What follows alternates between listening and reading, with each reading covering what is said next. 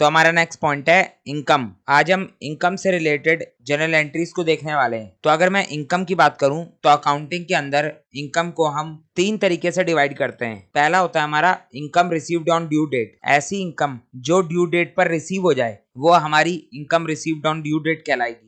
दूसरी होती है हमारी रिसीव्ड बिफोर ड्यू डेट। अगर आपको इनकम ड्यू होने से पहले ही रिसीव हो जाए, मान लो इनकम ड्यू होनी है 2 महीने बाद, लेकिन आपको 2 महीने पहले ही इनकम रिसीव हो जाए, तो उस केस में वो तो आपके लिए एडवांस रिसीव्ड हो जाएगी। आपको इनकम एडवांस में ही रिसीव हो गई तो वो आपकी income received before due date कहलाएगी। एक तीसरा होता है हमारा ड्यू बट नॉट रिसीव्ड। यहाँ पर हमारी वो इनकम्स आती हैं जो ड्यू हो चुकी हैं लेकिन अभी हमें रिसीव नहीं हुई। अब इन तीनों को हम एक एग्जांपल के साथ समझते हैं, तब जाके अच्छे से बात समझ में आएगी। तो ये नीचे हमारा एग्जांपल है। तो लेट्स सपोज हमने जो है मार्च 2023 का रेंट रिसीव करना है। अगर हमें रेंट रिसीव हो रहा है तो वो हमारी इनकम है। तो यहाँ पर बिजनेस ने मार्च 2023 का रेंट रिसीव करना है। अगर बिजनेस को मार्च का रेंट मार्च में ही रिसीव हो जाता है, जैसे ही मार्च का रेंट ड्यू होगा वैसे ही अगर बिजनेस को रेंट रिसीव हो जाता है, तो उस केस में ये रेंट रिसीव्ड हमारा रिसीव्ड ऑन ड्यू डेट कहलाएगा और बिजनेस के लिए ये इनकम बन जाएगा। तो बिजनेस इस रेंट रिसीव को इनकम बोलेगा अगर बिजनेस को ये रेंट ड्यू डेट पर रिसीव हो जाए।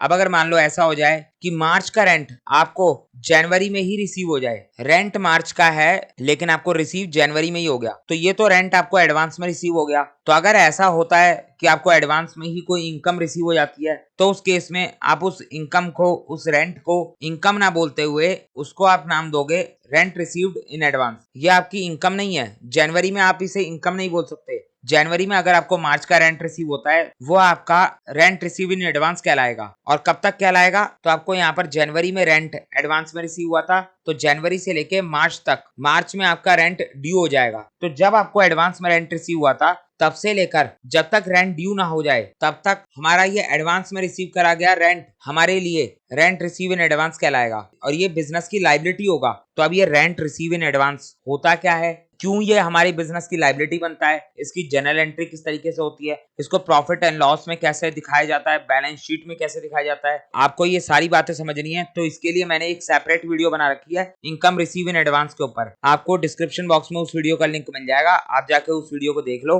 अब देखो, इनकम रिसीव इन एडवांस की तरह ही हमारी एक और इनकम होती है जिसको हम बोलते हैं एक्रूड इनकम, या फिर हम इसको एक और नाम से जानते हैं आउटस्टैंडिंग इनकम। तो अब ये क्या होती है? अब यहाँ पर अगर मान लो ऐसा हो जाए कि रेंट था हमारा मार्च का, लेकिन ये मार्च का रेंट हमें रिसीव हो रहा है जून में, यानी यहाँ पर हमें लेट रेंट रिसीव हो रहा है। तो मार्च का रेंट जून में रिसीव हो गया, तो यहाँ पर जब से हमारा रेंट ड्यू हुआ था, हमारा रेंट मार्च से ड्यू हुआ था, तो जब से हमारा रेंट ड्यू हुआ था तब से लेकर जब तक हमें एक्चुअल में रेंट रिसीव ना हो जाए, यहाँ पर हमें रेंट रिसीव हुआ है जून 2023 में, तो जून 2023 तक हम इस रेंट को नाम देंगे एक्रूड इनकम या फिर आउटस्टैंडिंग इनकम, और ये हमारे बिजनेस का असेट बनेगा। यहाँ पर हमारी इनकम मार्च में ही ड्यू हो चुकी थी लेकिन जून तक हमें इनकम रिसीव नहीं हुई, तो ये हमारा केस बनता है ड्यू बट नॉट रिसीव का। तो ड्यू से लेकर रिसीव के बीच में जितना भी टाइम पीरियड है उस टाइम पीरियड तक आप इस इनकम को बोलोगे एक्रूड इनकम। अब इस एक्रूड इनकम को लेकर भी मैंने एक अलग से सेपरेट वीडियो बना रखी है जिसके अंदर मैंने इसका मीनिंग समझा रखा है, इसकी जर्नल एंट्री करवा रखी है, प्रॉफिट एंड लॉस अकाउंट और बैलेंस शीट में इसका ट्रीटमेंट बता रखा है। तो जितनी भी बातें एक्रूड इनकम को लेकर अकाउंटिंग के अंदर होती हैं सारी बातें मैंने आपको समझा रखी है। तो एक्रूड इनकम को लेकर जो वीडियो बना रखी है उसका लिंक भी आपको इस वीडियो के डिस्क्रिप्शन बॉक्स में मिल जाएगा,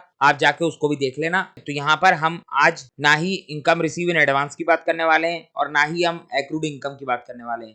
आज तो हम बात करेंगे सिर्फ हमारे income receive on due date के ऊपर। तो अब इसकी जर्नल एंट्री किस तरह होती है वो हम आज देखने वाले हैं। तो एक बार फटाफट अपनी जर्नल एंट्री को देख लेते हैं। तो हमारा एग्जाम्पल है example number 54, rent received in cash ₹50,000। तो रेंट हमारी इनकम है, बिजनेस को 50,000 का रेंट रिसीव हुआ है कैश में। तो ये हमारा एग्जांपल है income received on due date. तो अब इस ट्रांजैक्शन के 2 इफेक्ट होंगे। पहला, बिजनेस को रेंट की इनकम मिली है तो बिजनेस की इनकम इंक्रीज हो जाएगी, और साथ के साथ दूसरा इफेक्ट होगा कि बिजनेस के पास 50,000 का कैश आ जाएगा। तो यहाँ पर रेंट हमारी इनकम है, यहाँ पर हमारी इनकम इंक्रीज हो रही है, और मॉडर्न रूल ऑफ अकाउंटिंग के हिसाब से चाहे आपका रेवेन्यू हो चाहे आपकी इनकम हो, दोनों के ऊपर ही रेवेन्यू वाला रूल अप्लाई होगा। क्योंकि मॉडर्न रूल ऑफ अकाउंटिंग ने हमें क्या बोला था कि हम अपने बिजनेस की ट्रांजैक्शंस को 5 कैटेगरी में डिवाइड करेंगे, असेट, एक्सपेंस, लायबिलिटी, कैपिटल और रेवेन्यू। तो यहाँ पर रेंट हमारी इनकम है तो इनकम है तो हम इसको रिवेन्यू तो मान ही सकते हैं, रिवेन्यू भी तो हमारी इनकम ही होती है। तो यहाँ पर रेंट हमारी इनकम है तो इसके ऊपर हम रिवेन्यू वाला रूल लगाएंगे। तो यहाँ पर हमारी इनकम इंक्रीज हो रही है यानी हमारा रिवेन्यू इंक्रीज हो रहा है। तो जब भी हमारा रिवेन्यू इंक्रीज होता है तो उसको हम क्रेडिट करते हैं। तो यहाँ पर हम अपने इस रेंट अकाउंट को